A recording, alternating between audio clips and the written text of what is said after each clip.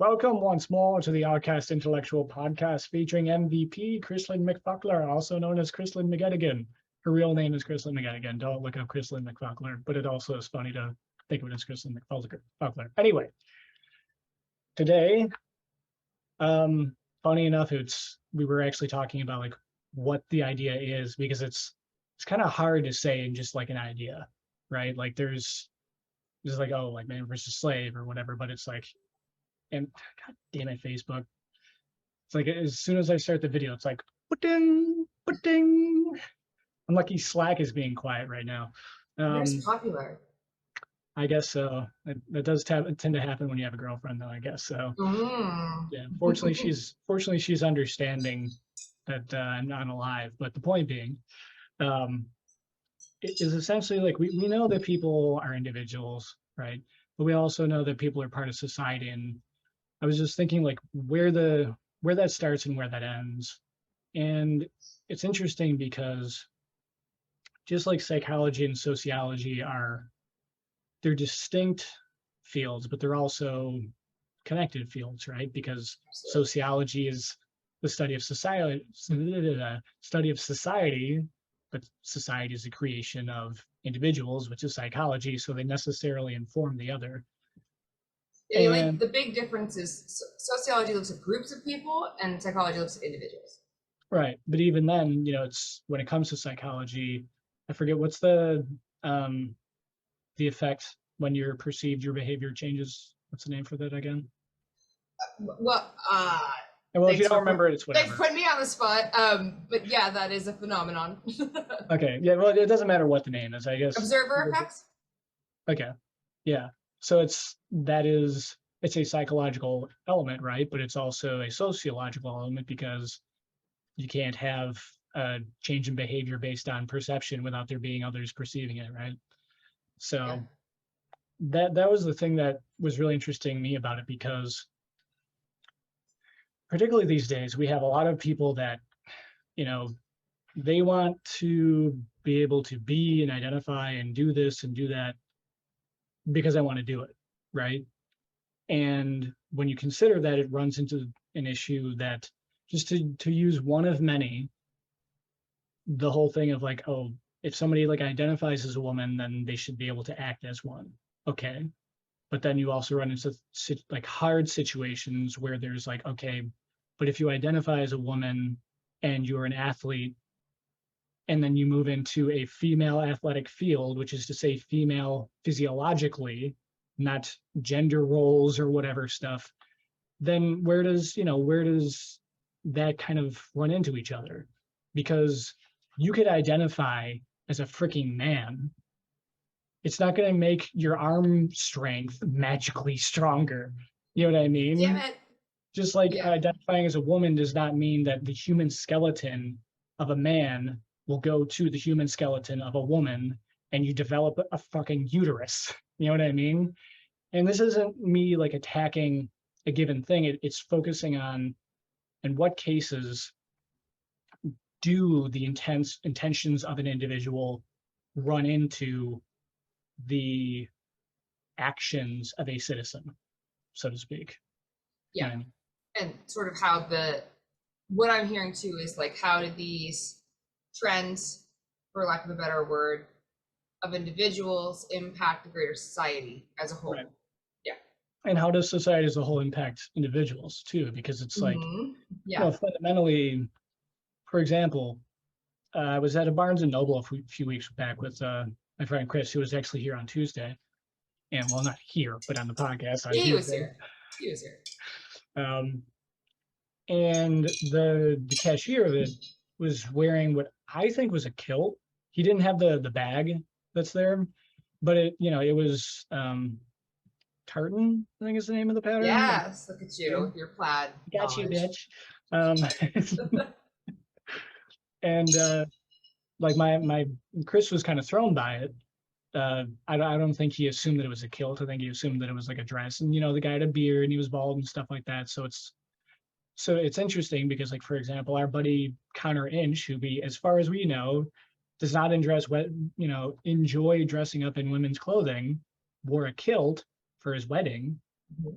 but it's not seen as woman's clothing in that case. So it's like, of course, there's also the element that, yes, society does have these, in many cases, arbitrary perceptions as well, right? It's like, do I become any less of a male, or even the notion of what a man might be at its core, because the piece of fabric that I choose to wear over my lower body is like formed like this rather than like that? Yeah. You know what I mean? Well, the interesting part about all this is it's all made up, right? Right. All of it. And I think it's hard sometimes to remember that, because like you grow up in a society, these are what you know and what you've been taught, and it permeates your entire life, right? But at the end of the day, every single part of it, with exception to very few things, is entirely made up. Our language, the way we look at gender, the only thing that's not made up, and this topic is very controversial, the whole That's thing, fine. and I'm happy to put the disclaimer out there that these are my personal opinions based on my education and knowledge and life experiences and all of those things. But gender, historically, is a fixed thing. We made up the word gender, but the fact that there are two sexes that are used to procreate, we didn't make that up. That exists outside of any type of societal belief system, right?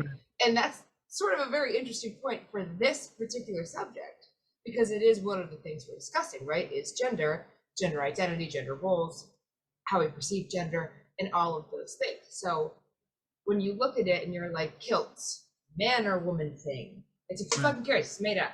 And I understand the point of today's podcast is why we actually do care, not the who fucking cares. Yeah, kind of like how everything informs each other and like flows around Yes. it. Yeah.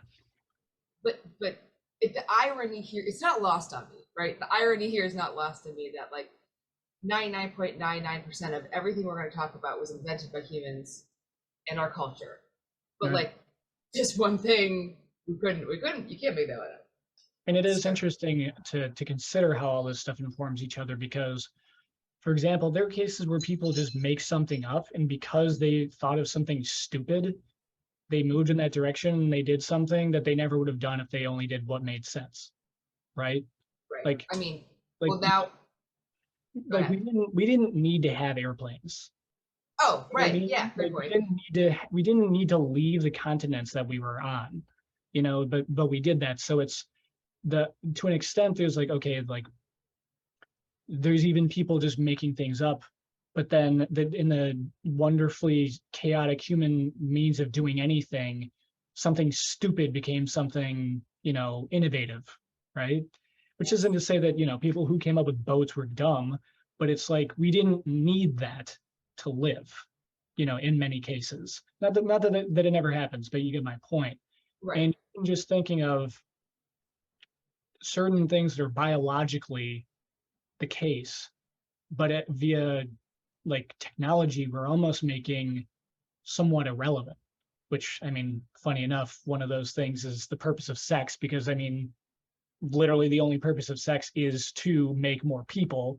But then once it became part of culture and civilization, people made it something else, and now we're at the point where it is largely a form of recreation and not of procreation, and when you think of, even for example, the fact that we can, to some extent, 3D print organs, it's interesting to think of, in the future, give it another, 50 years ago, you think of where science was. In another 25 years, you think of what else we might be able to 3D print. And then not only may one or the other sex not need the other sex to procreate, but we wouldn't even necessarily need either sex, because the thing that people tend to forget is that man and woman, woman and man, whatever order you want, do not make a child. They are basically just the containers of things that allow the life to develop into the child. If you think about it, like you have not the raw materials, right? Yeah, You You are got not those raw your egg. I materials. am not my sperm. We just Yeah. contain it and produce it, but it's basically something that gets cultivated. So I guess my larger point here being is just as there are certain biological realities, which is no matter what hairs somebody might want to trim or no, split rather, everybody can trim whatever hairs they want. There is still fundamentally pretty much just one sex and the other sex. And there are variations, but at the end of the day, they're variations, not equal to the means that we biologically produce other people.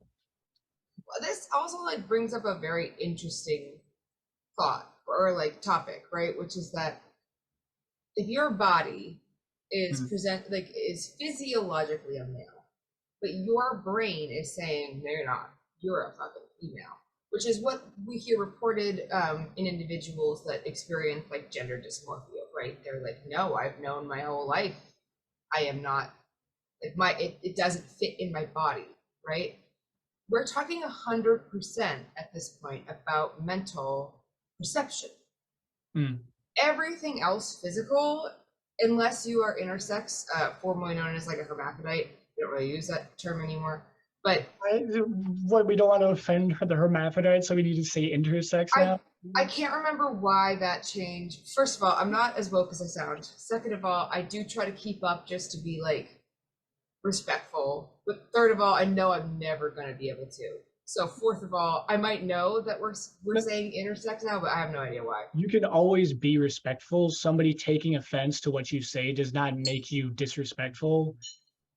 It doesn't necessarily make them insecure, but if you're trying to be respectful and somebody still gets offended, then yes, they're probably just insecure. But I don't know about you, but I'm not such a typical white dude that I would prefer to be called intersex versus hermaphrodite if those things applied. Like at least hermaphrodite is Greek. It's cultured, motherfucker. But this is completely, it's completely what I'm saying is off the point. No, well, I mean, it is kind of on topic, right? Because the point of today's podcast is how do these individual sort of choices or variations from the norm, how do they impact the greater society and how we function, right? So this is actually kind of a good example with like preferred terminology for certain things and why and how it impacts this idea that like certain people get very defensive toward that, certain people don't give one single shit, and certain people are like, oh, I better make sure I say that correctly, right? Because this kind of all fits and goes hand in hand with each other. Now, what was I saying about intersex folks? Oh, just that's like the only case where I can really think of like you would have hormone imbalances if you had if you were physically born with different parts than a typical male or a typical female. If you had an ovary and a penis at the same time, right? That might hormonally cause you to physically feel a lot different than like you or me or any other woman or man. So like those are very rare cases. They are not common. But taking that exception aside, what we're really talking about is like the body's functioning exactly as it should be. And then the brain just goes, something's wrong here. Red alert, flash the fucking warning signs. This doesn't feel right. And so to me, now we're tiptoeing into psychological. And I'm not trying to say that like, if you have gender dysmorphia, or however people are deciding to call that now, you're mentally fucked. Not what I'm saying. No. But I am saying that it is a mental state. It is a mental concern because your physical body, everything's good here. Unless you're in the very rare instance that you are you're physically born with two sets of stuff. That is interesting because it really, and it kind of also ties into what I was talking about before about, if we have the ability to man-made, they probably changed that too so that people don't need to feel fucking ostracized because it says man-made, not human-made. You know what I mean? But artificially, created, means of procreating, Mhm. then it largely makes being any gender, or not gender, any sex irrelevant. It makes it Mhm. largely just a choice of recreation. Again, it's like, you know, it's basically like if you play an RPG game, do you want to be, you know, the freaking mage or the, you know, the barbarian or the paladin, whatever. It's like it ultimately becomes more of a case of like, well, I want to be this, so I'm going to be this. And it even makes me think of, this would probably be an interesting topic on its own, but there's a anime slash manga called Ghost in the Shell. And by this point, basically the technology is at the point where people have like a cyber brain, where it's like they have a brain, but the way that it's like encased in this thing that can basically interact with any body that they're producing. So Okay. you can make like a cyborg body or something, and basically you just switch out the brain and put that in there, Okay, which cool. I would allows, yeah, you can. totally into this. Yeah. Yeah, I think Scarlett Johansson played. They did a like a main like a Hollywood movie of it recently. I don't know if it was any good, but I think it was either her or some other big time actress who was playing the character. And the reason I bring that up is because in that situation, actually I don't even know how they make more people in that case. But the point being is that in that case, it really doesn't matter what your biological sex is, because obviously they have a way of making more people, right? Right. So in that case, large, you know, your sex really is literally just like a car. You know, like if you're driving your car, I'm sure you don't hate your car, but there's probably another car in the world that you would like to have, even if it was just, I don't know, say a brand new version of it, Mhm. you know? So it's like your car gets you from point A to point B. Sometimes it has issues, but ultimately it does everything you need it to do. But you as the individual inside that car probably, you know, there's another one that if you could just have it, you would have it, right? Right. Same with you. But Like, I see where you're going with this. Like, same with right, your body, right? Yeah. right. So if you do think of the body in that sense, where technology can essentially make certain natural elements of being an individual ultimately kind of arbitrary, then you do get to the point where it's like, yeah, well, like I don't, you know, I was a guy for 2 years. Now I feel like being a girl because I just feel like experiencing it or whatever, you know. And it's like in that kind of situation, I can see that it's not really mattering, you know, because but I mean that's also more of a thought experiment than anything else. But I think it brings up a really great point, though, is that so in that example, it sounds like nobody gave a shit what you were born as, right? Like if right, you wanted to transplant your fucking brain into a different gendered body, whatever, right. right? I kind of think of it as Doctor Who as well, right? Hmm. I don't know if you watched Doctor Who, but I like you know haven't. how they made the Doctor a woman the last time around. Okay. So like I don't know, I didn't really hear what the response was, but the whole point was that like the Doctor when he regenerates just like turns into the next Doctor. You don't really know what the fuck you're gonna get. He usually turns into a white man, but they've been fiddle fucking around with it and being like, why couldn't he be a woman? Right? Same person, but they regenerated into a different gendered body. Um, so it's like no one cares. Right. And then to the point of this podcast, in some ways we do, right? Hmm. So like to the point of like, all right, if I decided I want to identify as a man tomorrow, what impact does that have on the world around me, right? Right. If any. I mean, obviously, every choice that we make is going to impact something. But how does it impact the world around me and why, right? Right. So I'm kind of curious as to like your initial thoughts on that are like the idea of, and it doesn't just have to be, transgenderism. Yeah, this just ended up being It like an expanded it's like a yeah. this is not a podcast only on transgenderism, but it makes for a really good example because it's drastic, right? Right.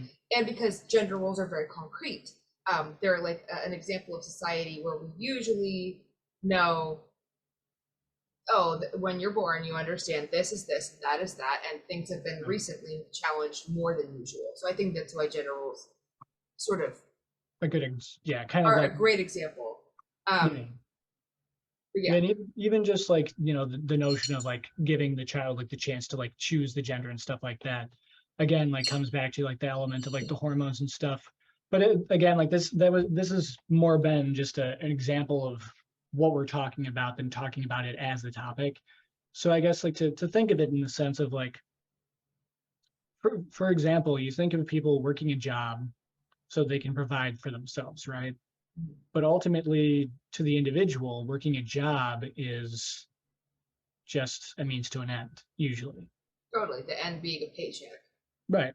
And the paychecks end ultimately just being providing for what they want. It's all this stuff is just an IOU. It's going to the arcade, which yes, like we still have arcades, right? You know what I mean? It's going to Chuck E. Cheese's or whatever you do nowadays with you young Turks and all this stuff. It's the IOU for what you really want, you know? And ultimately, the reason why a person works a job from the societal aspect is so that something can get done, right? Elon Musk cannot do Tesla. He can come up with the ideas for Tesla. He can decide what Tesla is going to be doing, but he cannot be coming up with the ideas and building the things on the assembly line and launching this and preparing the rockets and putting the rockets together and deciding the rockets need to be launched at this part. I know that's SpaceX, not Tesla, but you get my point. Yeah. Ultimately, there's also because we are social beings, social animals rather, we do need that we work together to achieve whatever.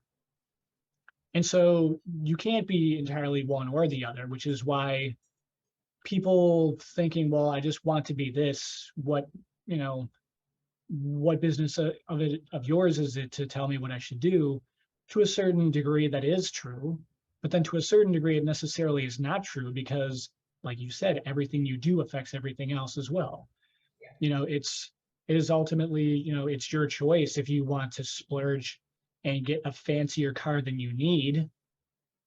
If Patrick didn't know about it and the financial impact is going to affect him, then yes, it is absolutely your car, but it also affects somebody else. And, Yes.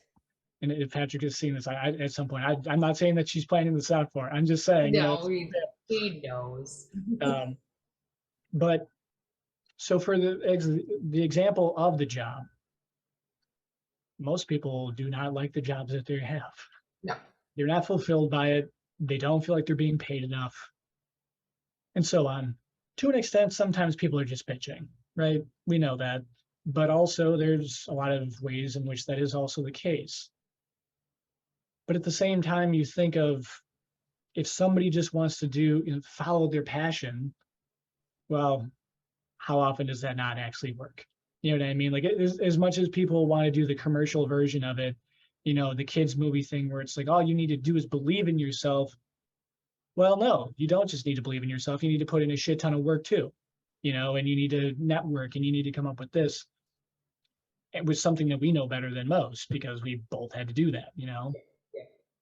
So I think when you think of the nature of the person, like where they end and where things begin, to what extent,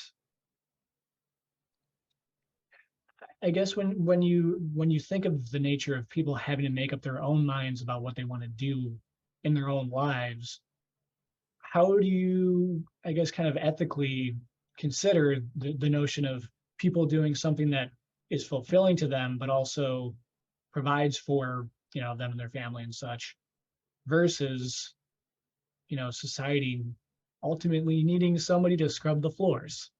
So this whole topic really reminds me of like collectivist versus individualistic societies, right? Hmm. America is extremely individualistic as a society. We do operate on this idea that like you can do whatever you want to do. Like it's America, it's fucking land of freedom, yeah. right? There's been a lot of changes to that, for over the past few decades, I think. But yeah. Yeah, agreed. Because here's the thing, that on the surface level sounds so great, but there is a component where it's like we still do need the people to like clean the buildings. We still do need landscapers and plumbers and pipe fitters and shit. And Gynecologists. I know I said it wrong, but right, well, whatever. I need to be silly. But the thing is, if we need our society functions on these jobs that are less than glorified, right? That people don't grow up as a 5-year-old go, what do you want to be when you grow up? A janitor, right? But we Right. still need janitors right now until we can automate that and make it a AI sort Yeah, of like a thing. robot kind of. Yeah, Yeah. yeah, yeah. But even then, we're Big gonna get room, there's a gonna be big a bunch of Roomba. shit. Yeah, the giant Roomba. But then we're gonna get a bunch of shit that we're destroying jobs, right? You literally cannot win however you slice it. Hmm. But so when you look at America, it's actually pretty unique in that we're so individualistic. There aren't a whole lot of societies that are as intense about it as we are. And then you look at like Japan or like most other countries where when you're doing something, you're doing it for the greater good of the society or your family or a community as a whole. The idea of being like, you need to serve in the military, which is not Japanese specific, but I'm just saying, like, this idea, there are cultures where it's like you have to do everybody is their 4 years in the military and then you can go on with your life. It's Right. not challenged because it's looked at as like, I'm a part of this community and this is how I serve that community. And that's just not valued in the same way in the culture that you and I grew up in as it is in other places. So I think if we're looking at this from like a perspective of looking at the human being, you have to consider that, right? Because we're going to operate differently based on the communities and the societies in which we were raised in. So this particular podcast, I think, is exceptionally interesting in our society because of this drive to look out for yourself and do what you want to do, right? Yeah, and that is a good point, because I remember that from when I was taking my intro to sociology class, where we're saying that it isn't as simple as the individual in society, it's also the individual in what society. And society itself as a construct, there's the notion of it, but then there's also what, yeah, like you said, with even just, for example, the habit of like Japanese people, like in Japan, of like if you're sick, you wear a mask. Now, it's interesting, like, to consider that compared to like what people, what the habit became, during the main focus on Corona. But even just to think of it culturally, like how people respond, because that probably is like a really good example of it too, as heated as that of a topic as it is, balancing like the expectations of one person in their decisions and their autonomy versus their impact on others, and so on. Because, for example, my attitude, and if people don't like it, they can fuck off. Just as It's very anybody's. American of you. Well, I mean, I think it's a very like almost universal thing now with social media, where it's but because my point being is that like everybody should be able to believe whatever they want to believe. Even in psychology, there is, and I think it's separated into beliefs and behaviors, right? And it's like for example, the issue that like medically there is had with people said to have the gender dysmorphia, would be that like, okay, if you just try to like cram other hormones into your body and just like buy them like wherever, you can't, it's not like it just magically transforms you into whatever. It's not an elixir from Dungeons and Dragons. It's like a biological hormone, right? And so that is the issue that is taken with somebody identifying as something else. And the same thing comes through with like people's beliefs. Like, I mean, I talked to, our buddy Lauren for almost 2.5 hours last week about great podcast, by the way. I did yeah, watch it. It was wonderful. We love you, Lauren. We do love you. And actually, I'm going to be in his accountability calls coming up. But my point there is like, we do not agree on the thing we're talking about. Yeah. But we talked for pretty much 2.5 hours, and two people that do not agree were completely respectful the whole time. Because it doesn't matter if you believe something completely different from what I believe in, because it's your behaviors that matter. And it's like I was telling to him before, like yes, I am not a religious person. He's a religious person of faith, however you want to say it. But I would much rather be in a room with him than some person who might theoretically share more of my beliefs, but is just a raging asshole. You know what I Yeah. mean? And so and that is something that I value. So when I say that, for example, the way that I looked at things with the virus and the way that I still do, because, there are institutional elements of it that are still affecting people's lives, like you need to get the vaccine to come to the US and stuff like that, uh, was that everybody should be able to make their own decision. And by the nature of you making your own decisions, you are responsible for what you do. So if you are immunocompromised, I think is the technical term, then of course it's great if other people want to be considerate of you. But did anybody expect someone who had the flu to just not be around someone who was immunocompromised in society before? No. I think There there was, was, yeah, sorry. I mean, if the person, like, say that you have this situation and you host 4 holiday dinners, and this other person who's coming to your house knows that they have the flu and they know of your situation, then yes, you, like, among the family members, generally, there would be some action taken to the assumption that you would be considerate of them, right? Right, But because you before the care whole, about them. Yeah. yeah, that it's a situation, but at the same time, you're not going to be walking around in a hazmat suit either, so there's some compromise on both ends. But at the same time, you didn't expect everybody in society to do that for everybody else all the time, 100% of the time, before the corona thing happened. Yeah. And Well, these people could still get killed by the flu. It's not like you if you could get killed by fucking anything. right. And here's the thing is that, like you've mentioned, it's a cultural thing that you would wear a mask in Japan if you were When you're sick, sick. out of respect for your community, because Right. you were raised to care about the community.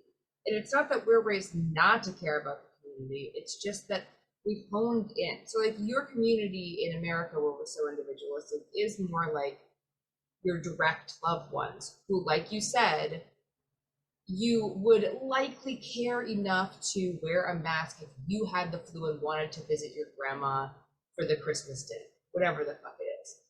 I think what made it so spicy here is You're that forced. it was required. Right. You were required to do it. And because the whole thing about being in America is like, no, I get to have my belief system and I get to carry that out within reason.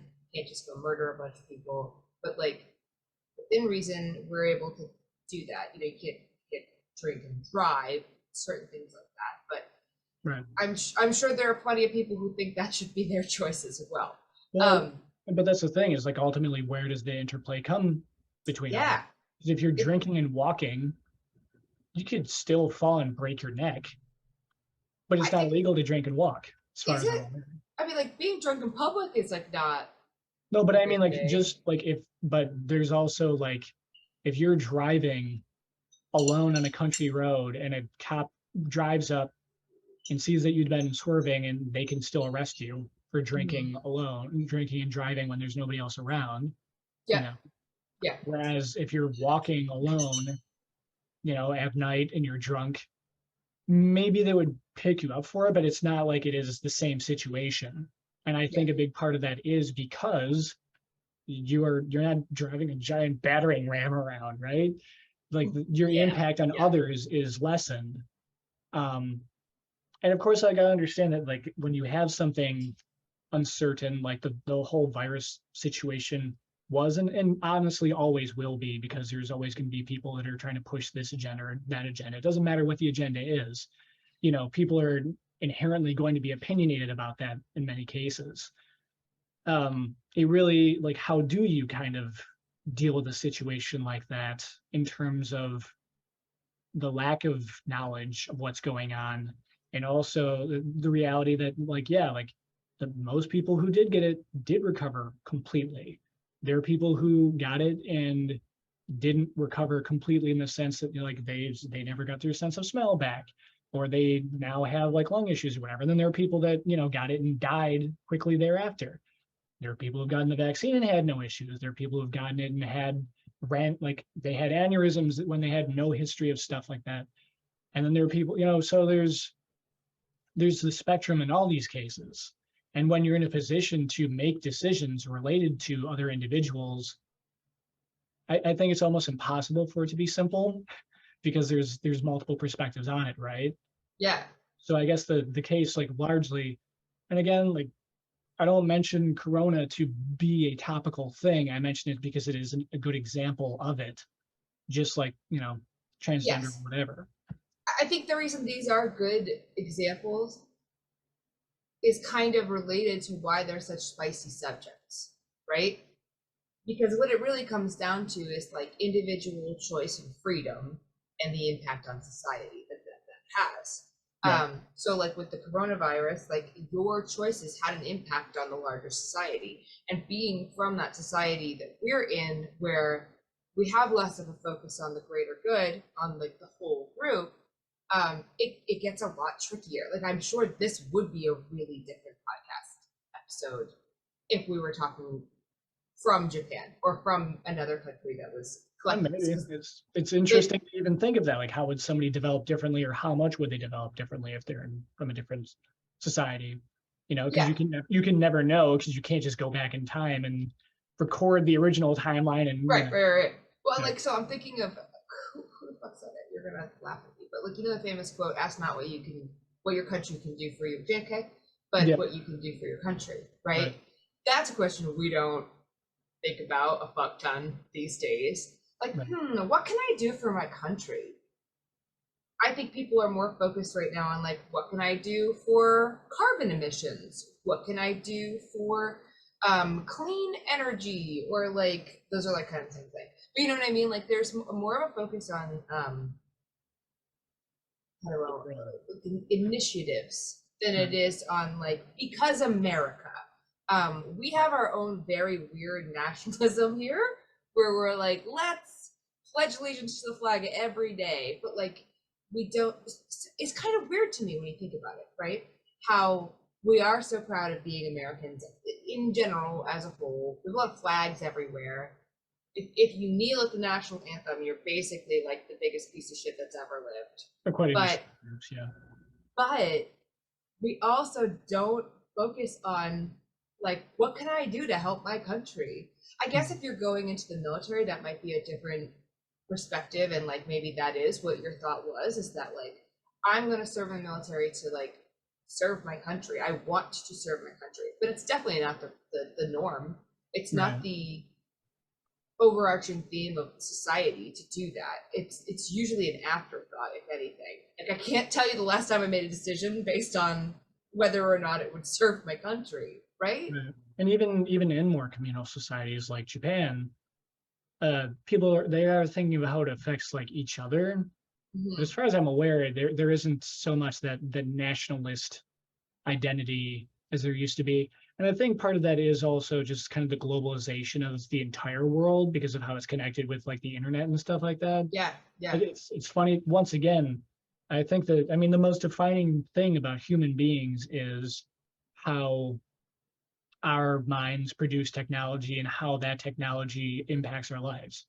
Like if you really think about it, that is the most fundamental thing of everything, because people cannot stop to think on the nature of life, the nature of this or that, if that animal can still kill us as easily as it could before. It's Right. or if there's wars going on, stuff like that. So basically technology allows us an amount of leverage to kind of counteract different things so that we can have time to think about something else and create more leverage in that regard. Because like when it comes to the elements of like society, how much we have to rely on each other, like ultimately like you're going to associate more with the people you know than the people you don't, right? So it's like even like in marketing, generally the freelancers seem to have more compassion for other freelancers, and generally business owners tend to have more compassion for their business owners, which isn't to say that neither group has zero compassion for the other as a whole, but just I'm sure there's a name for it, but you tend to have more sympathy for those who are similar to you.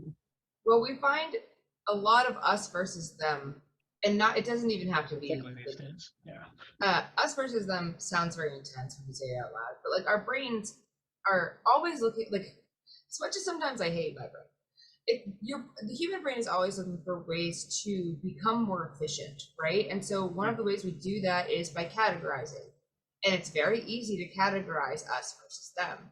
And then you want to talk about like how your behavior shifts once you make that categorization significantly. And that's like a really interesting phenomenon to follow and to understand, and to like really reflect on when we're choosing to include a group or sort of exclude a group. There's always this like Hollywood trope that like, oh, the aliens came and the people that were fighting before came together to battle the bigger thing. But like, there's a reason it's a trope, right? Because that is really how it would play out. I believe that's how it would play out. Let's say you and I were two different gangs and our gangs hated each other, right? But then all of a sudden, here's the movie, here's the plot, okay? Right. They're coming in to bulldoze the whole city block that we both live and fight on to make way for a superhighway. Now all of a sudden we're both pissed about the thing that's threatening both of us, and we are now in our own group of people being threatened by something else. Now we're not separate anymore because the thing that puts us together supersedes what made us separate before, right?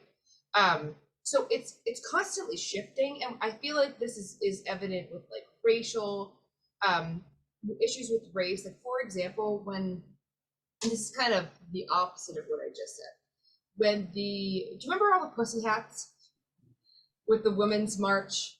And I've never heard of that. It was a couple of years ago. Look it up. That was a thing. They were knitting. Do I want to? Well, they were knitting hats that looked like uteruses, not pussies, really. What? But it was for the Women's March, and what ended up happening is, I'm not going to be able to be as graceful as I'd like to be about explaining what happened. But essentially, the bar has been set so high compared to uterus hats. Like, come on. Right. So essentially what happened was, it was a women's march. They were marching for women's rights, very specific rights. Can't remember what they were. A group of women. Control, because we're talking. Yeah, probably something like that. And then it came down to Black women having good reasons why their right, what they were feeling was slightly different than what a white woman was facing. Statistically, okay? And the white women went, no, this is women's, we're together. And the Black women said, and again, I'm grossly simplifying. This is all stream of consciousness. The Black women were of the mind that, like, no, we have to address these specific issues for Black women because they are issues for women. They're just not impacting you guys, so you don't really see them. So, like, we do need to prioritize them because it's for women, and like, we're all women. So this idea of like us versus them, it started off very wholesome, where it's like, let's all get together and protest the fucky shit that's happening. But then their differences ended up breaking up that strong protest because it all sort of fell apart, right?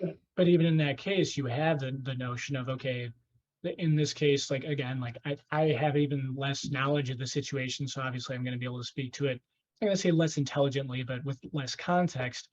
If the situation was that, like, the predominantly Caucasian, because again, like, what the fuck does white mean?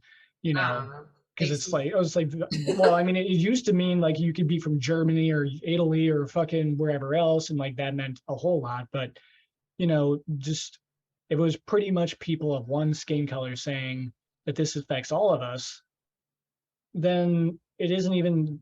I'm not even going to say that it's a white versus Black situation, but it's like, why do you get to decide that this is the context for all of us in this case? You know what I mean? Which is a big reason why I've always found this, group empowerment stuff to be bullshit, because it's like, which group, which segment of this group? Because it's like, are we going to be talking about men's health now? Well, typically Caucasian men don't have as high of a chance of risk for things like sickle cell anemia and stuff like that. Yep.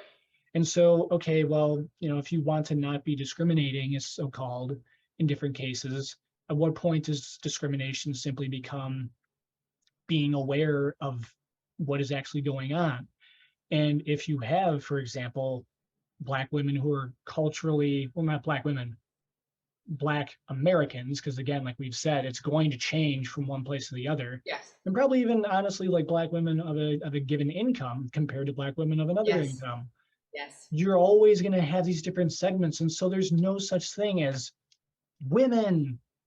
Like women, what? Like where, Yeah. you know what I mean? What's the context here? But that's, well, no, I guess it's kind of connected because it's like It where absolutely is, individual because land and we're talking about how do our brains make that distinction? And you're saying it's way more nuanced than that. And I think you're correct, but at the same time, our brains look at nuance sometimes and go, we just gotta fucking make this easier. right. And Do I so go left or right? right. So this is where we start to see some of these biases show up, where like maybe you didn't consciously make the decision when your brain was like, oh, we got to make a choice here, right? But Right. it will have an influence on how you view the world. And True. it's why, part of training in psychology when we're talking about like ethics is we were told we need to be very aware of where those are. Because it's like in a perfect world, you wouldn't have any. But in the real world, everyone has a lot of like built-in bias towards certain things. Right. And so if you can just be aware of where yours lie and then try to keep that in mind in decision making, it can be really helpful. But we've talked about this before too. I don't know if it was on the podcast or just you and me, but like when I had to take the implicit bias test and the Harvard test told me that I was discriminatory against disabled people. And I was like, no, I'm not. And then I was like, fuck, well, like maybe I accidentally am, but no one wants to have to face that. Well, and even where does it, where is that also just completely natural? Because there's like you may love animals. Chances are you probably love your dog more than somebody else's dog. Yeah. I mean, is it really like, is it fair to say, well, you should love all dogs the same? Like, you don't live with that No. other dog. Of course, you're going to save, like, if your house is on fire, whose dog are you saving first? Your own. Is there something wrong with you for doing that? No. Like if you can pick up both of them, save both doggos. But okay, dogs are a bad example because I love dogs. But the point being, Yeah. where is the bias not just inherent, but also just not a fault. You know what I mean? Because it's easy to say, and I guess this is probably going to end up ultimately being a multi-call thing. Doesn't mean that it needs to be the next one, but because I was thinking of this like philosophically, but I guess this has largely become more I don't know if pragmatic, but like functional, like functionalism, I guess. See, I remember some of these terms. Yeah. In what we've been talking about, because you take discrimination into account, and like say like like on somebody who's handicapped in this case, fundamentally most people are going to agree that you don't want to just discriminate against somebody just because they're handicapped, because partially because I mean people have been handicapped and done some crazy friggin' things, crazy impressive things. But at the same time, if you have someone who is like unable to walk, for example, it's easy to say, oh, well, you shouldn't discriminate against this person. But it's also much harder for somebody to remain objective in a case where maybe if that person is part of a group and you need someone who having the ability to move your legs and stuff is beneficial, now they become a liability of sorts in that case. Granted, in society, everything is so specialized that you're not really going to run into that. But just as an example, where it's like maybe somebody doesn't like somebody who's disabled in whatever sense, but then there are situations where it is far easier for this person who's being discriminated against to actually be a liability. And so there's, oh, well, you shouldn't judge this person for not being the sharpest knife in the drawer because they're happy and stuff. But what about when that person becomes a liability to the group? And so once again, it becomes kind of this situation of the individual, but then eventually that also becomes, how does it affect the group too? Yes. Yes, yes. And I like it makes me think too of like deaf culture. I also think we may have talked about this before, but it ties in to the idea of deaf culture where there's like a specific part of deaf culture where they don't believe they have a disability. They Mhm. believe that they function just fine. They just are basically speaking a different language that no one else wants to learn. I mean, that's And just not true because you can use American Sign Language or whatever sign language and still be able to hear things. So right. it's, And again, I'm probably grossly misrepresenting the okay. actual So belief system of the deaf community, but I do know for a fact that a lot of people within the deaf community, one of the overarching themes is that they don't believe it's a disability. And yeah, I mean, uh, I do believe in turning like the way that you are into maximizing the benefit of it, right? mhm, That I think that's an implicit element of ownership because if you just say it's like, yeah, well, you're just fucked up, like, okay, well then what options is somebody left with, right? yes, But once again, you kind of come into kind of the not the disparity, like the balance, the feng shui of the yin yang of the individual compared to the whole, because not being able to hear is a disability. It disables your ability to do something. At the fundamental level, that's the case. I don't think most people who are lacking like the lower parts of their limbs are going to say that they are not disabled in that sense. They are lacking that part of their limb. And so they use prosthetics, like they own it and they like run their marathons. But if you could just and give them the bottom of their legs back, do you really think they're going to say no? Most of so them, probably not. this is a pretty interesting thing that you're hitting on, though, because my understanding is that in the deaf community, there is negative feelings about cochlear implants, which is basically, in some cases, a way to give somebody hearing. Sure. Um, And to what so, extent is that also people simply being insecure too? You know what I mean? Because the thing is like, it's a great question. again, it's probably the example that comes to mind first for me is like Daredevil, fictional character, yes, but he uses like his ridiculous ability to hear things as an advantage. And so, like, by not having to rely on his sight, which he doesn't have, he can act in ways and come up with things that other people wouldn't be able to. So, like, he could hear if somebody's lying or something, situation like that. That's also something like in Japanese culture of, I think it's Satoichi, who's a one-armed blind swordsman who's like unstoppable. Yeah. And like, he's not even young. You know what I mean? So he's like an older blind one-armed swordsman who just completely owns everybody. But I think there can definitely be something to be said for the different ways people can adapt to things, because fundamentally we're all disabled in the sense that, like, when it comes to physically being able to defend ourselves, as far as I'm aware, compared to almost every other animal, we're subpar. We don't have claws.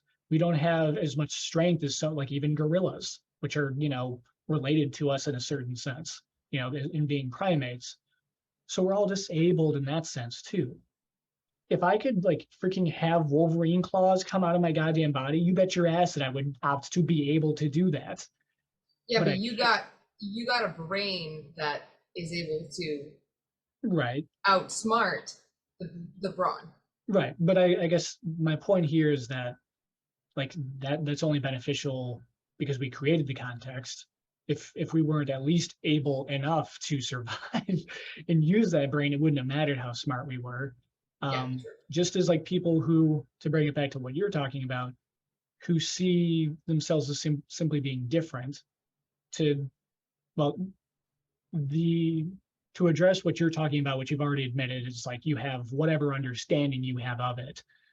Uh, the notion of saying I am not disabled as an identity may be very beneficial because it means that you can own how to respond to the world outside and inside of you to still get closer to what you want. right?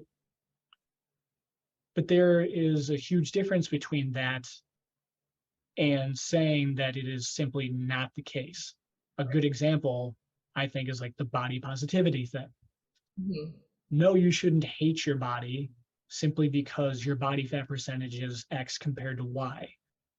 That also doesn't change the fact that viewing your body positively is going to counteract very real biological realities of what happens when body fat percentage is X versus Y. And this goes for if you're really fat and also if you have no fat. You know what I Right. mean? Yeah. So it's, again, it comes back to that balance between, I look at this identity thing in terms of how it impacts my life, but then also like what is actually happening here. And like in terms of the body positivity thing, for example, even how that affects society. Back to our Well, main topic. Yeah. yeah, like how But it it affects, does. yeah, like if you are over, like, oh, grossly overweight, because I mean, even obese, technically, like you could be obese technically and still be not fit, but okay in terms of that. Like you're gonna get tired a hell of a lot quicker. Of course you will. You're walking around with all the extra weight on you, right? Mhm.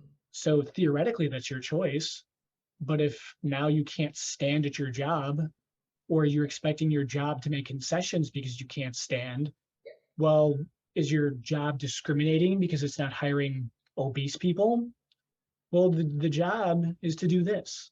So Yeah. why should they hire someone? If it's roofing and you are um too Oh man, we got frozen for a second.